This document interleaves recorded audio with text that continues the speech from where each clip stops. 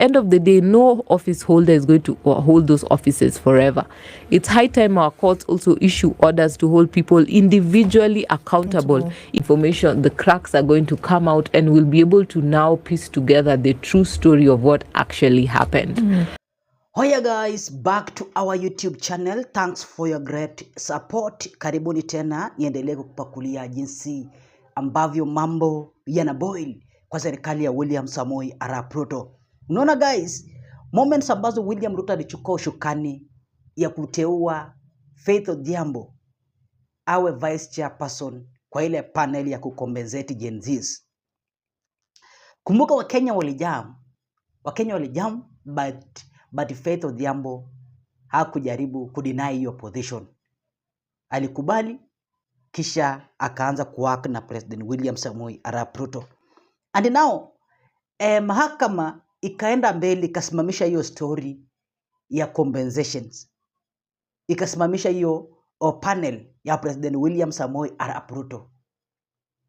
Unaona guys, hama jamaa walikuwa wamepewa 120 days ili kumalizana na hiyo shughuli, and up to now mahakama imekalia William Ruto ngumu zaidi. Juu kitu ya kwanza, William Ruto anataka kutumia taxpayers za Wakenya. Unaona? Zile ndo ana tax kwa Wakenya. And that's why Wakenya wanajamu nayo. So it's better kutumia doo zako, lakini usitumie taxpayers za Wakenya kulipa madeni ambayo ulikuwa unajiletea mwenyewe. Unaona watu wangu? Juu ni William Ruto mwenyewe amekuwa akihusika wakati ambapo vijana wanaenda kuprotest, yeye alikuwa anahusika kutumia police officers, killing them. Unaona watu wangu? Abducting them. And now anataka kutumia taxpayers za Wakenya. And that's why Faith Odhiambo ameenda kuresign. Juu amesense tena kuna maandamano nyingine inakuja baada ya huyu kijana. Kuna huyu kijana amepatikana pale upande wa Kisumu, ameaga dunia, na inasemekana kwamba alikuwa pia blogger na amepatikana tayari maliziwa kwa ile barabara kutokea Kisumu kuelekea wapi? Kuelekea Kisii. Na ndo maana Faith Odhiambo amekimbia sending to President William Ruto a resignation letter. Kabla aweze kusend, kabla tusome hiyo resignation letter yake, kwa nini ameamua kuresign? Kwanza alikuwa ametweet pale kwa Twitter, earlier today I tendered my resignation from the position of the vice chairperson of the compensation K. I will continue to agitate for justice for all victims and pursue all key deliverables I had set out to attain. Unaona guys? And now ukiangalia kwa hii resignation letter yake ni mrefu, but I want just to read paragraph 5 ambayo pia nimejaribu kuangalia ni nini kimesababisha akaamua kuresign. Sikiza hapa. As things stand, the time-bound mandate of the panel has been stopped by our courts, and the proposed 120 days tenure of the panel is likely to lapse before the matter is resolved and settled. While the clock runs down on the panel's lifetime, victims continue to reach out to me in total frustrations over when their request for audience with the panel will be honored. Unfortunately, it is not feasible to achieve the time-sensitive milestones I understood to achieve, and I must therefore prioritize other avenue of responding to the plight of victims through the other positions I hold. Unaona, especially the leadership of the Law Society of Kenya. It's better nifanye job ingine because now court pia imejaribu kusimamisha hiyo shughuli, na huku Wakenya wanajaribu kunisukuma zaidi. So ensure umelike video kabla tuangalie upande wa Kisumu pale huyu kijana ambaye ameweza kupatikana ameaga dunia. Ensure umelike video na nasema thanks kwa hiyo like yako, nyinyi ni watu wa nguvu zaidi. Gotten to a point where we are now boxing people into spaces where they have to agree with us or else we cancel them, the cancel culture, that unless you agree with us, we ostracize you, we say you're no longer with us. Do you think that that is what happened to the LSK president, that simply because she did something that probably majority of people felt they would not have done it themselves, then she was at a great risk of being cancelled? Thank you, Dimoli. Allow me to salute you as wherever they are watching this morning show from. And coming to the matter of the chairperson resignation from this compensation committee.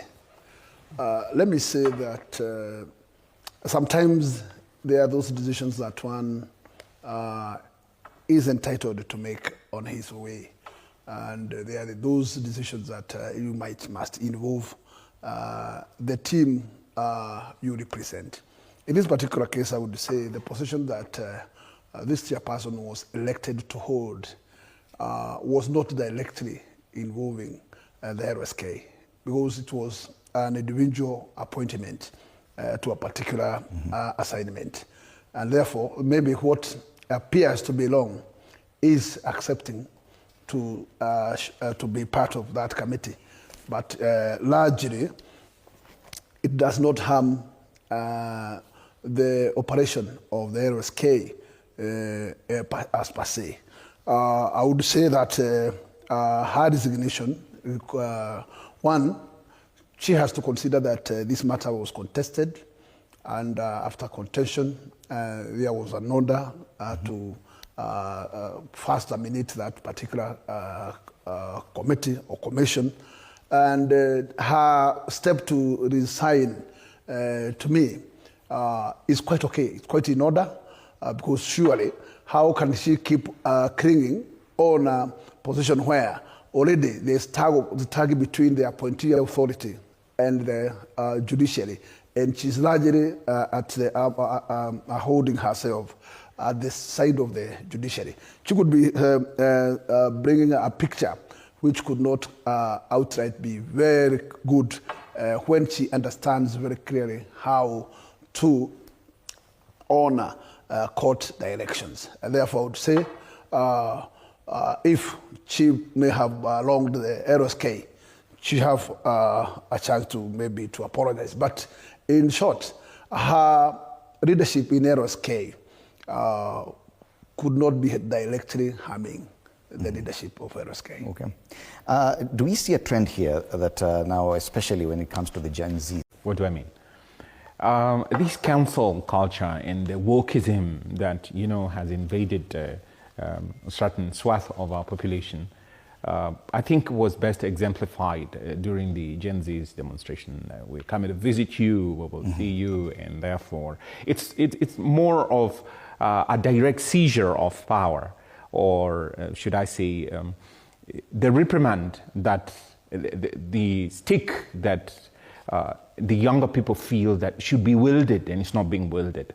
This whole indiscipline that has spread through the national fabric in terms of the institutions, the leadership, I think it is an impatience the younger people have, that you're telling us one thing, and in a hypocritical fashion, you are behaving in a different way.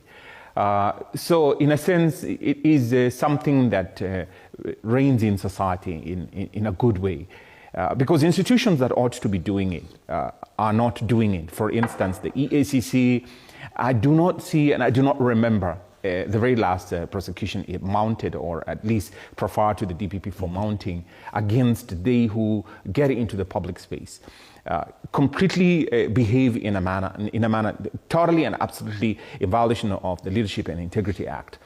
They do not want to espouse what is within the law. So the EACC as an institution fails, and we all sit back and observe, and we see the uncouth exchange of words and behavior in the public domain. So the younger people feel that, look, you're not doing it. I'm not going to stand by and watch. And this impatience, I don't want to call it impatience, probably it's more being proactive, is rattling a certain quarter or a certain swath of the Kenyan population, because they're not used to it.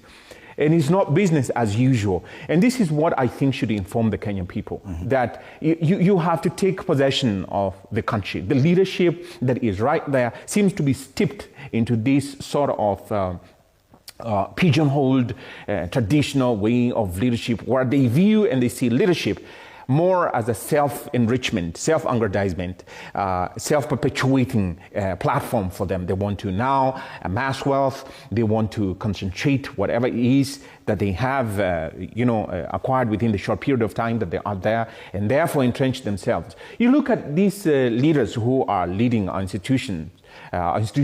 Who are they? Do we have new, vibrant, blood? Do we have people with vision who are occupying those spaces? So in a sense, it is like saying, it cannot be business as usual. And we have allowed this sort of culture to go on for the longest time. And what is it doing?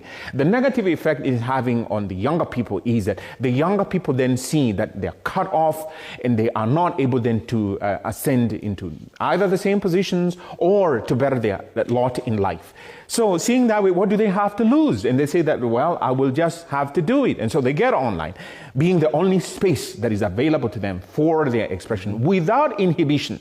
And because the government will inhibit you when you go to the EACC and say, I want to report certain so-and-so leader, I saw them behaving in a manner, that is against the law. So the lay-down protocol, the lay-down procedures are not working. And so they get onto the open spaces online and they express themselves. So the cancel culture, I don't think it is what drove her to do it. Resign. But in a sense, it has helped our nation move and introspect from that position of like, wait a minute, are we where we're supposed to be? Are we going where we were told we would be led by the leadership? And wait a minute. So that questioning is what has brought about the lies of the presidency. That, look, you promised us this. And so he becomes so, rattled by that. I mean, why are you saying it? But he says there is the element of truth that you're supposed to possess as a leader, which you do not have. So that questioning is not possible within the confines of the established system. And you bring in a very interesting point here, something that you've captured there, that there seems to be a sense of impatience in the younger generation. And question is, are we seeing that translating also to these processes that are the conventional way of doing things, that younger people now are expected to register as voters and then to wait until 2027 to elect a leadership that they feel is not working as fast for them as it should? Have they gotten to a point where they've lost confidence in the conventional way of doing things, that now we are seeing them opt for other things, like what we saw them turning up to some way? Now they're even talking about building their own hospital, the Gen Z or TikTok hospital. Is this what we are seeing translating into even lack of interest in registering as a voter? Dimly, what I would say is that let us all agree that this young generation have their opportunities, and they should not wait until somebody will wake them up. Because once you attain 18 years and above, in our laws of Kenya, you start to be a man who can be trusted to be on his own way, and you cannot be under the supervision of the parents. You attain a growth that you can walk on your way. And let me say that it is very important for our youth to be more creative. And make creativity, I would say, it is their business. Because you must find your space. And you should not wait until one will call you to get a position. This country where it is today, if you look to our counties, they have what we call bloated workforce. Look to what we call the national government. It has bloated workforce. And let me tell you, until maybe when there is those positions to retirement, is when you can expect that this young team can be assuring their positions. Then what do you think that this young generation will do? And they are in big numbers. Assume the number of candidates who are going to sit for examination are almost 3 million. Mm-hmm.